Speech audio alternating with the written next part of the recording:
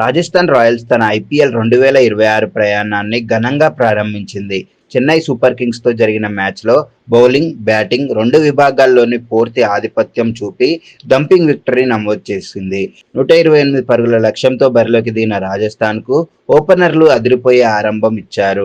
ముఖ్యంగా young sensation Vaibhav Suryavanshi Chennai బౌలర్లను ఆడుకున్నాడు.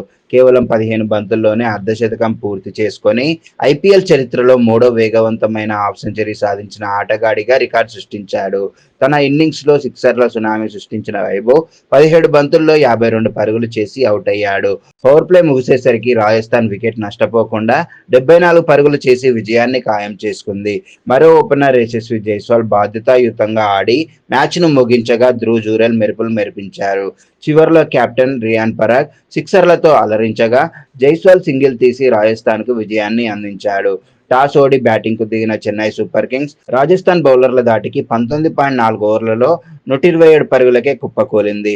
వర్షం కారణంగా పిచ్పై ఉన్న తేమను జోఫ్రా ఆర్చర్, నాండ్రే బర్గర్ అద్భుతంగా వాడుకున్నారు.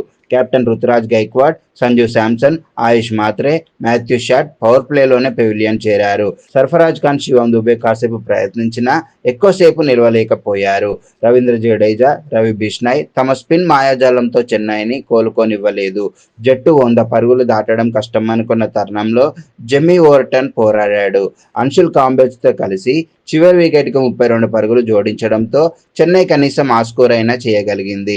రాజస్థాన్ బౌలర్లలో Jofra Archer, Nandre burger, Ravindra Jadeja తలా 2 వికెట్లు తీయగా సందీప్ శర్మ, బ్రిజేష్ శర్మ, రవి బిష్నాయ్ చెరో వికెట్ పడగొట్టారు. ఈ మ్యాచ్లో రాజస్థాన్ రాయల్స్ 8 వికెట్ల తేడాతో గెలిచి తన 2026 ఐపీఎల్ సీజన్ను బాగా ప్రారంభించింది. 15 ఏళ్ల యువకుడు వైభవ్ సూర్యవంశీ ఆట ప్రత్యేకంగా మెరిసింది. ఇలాంటి ఉత్కంఠభరితమైన మ్యాచ్లు ఐపీఎల్ను మరింత ఆకర్షణీయం చేస్తాయి.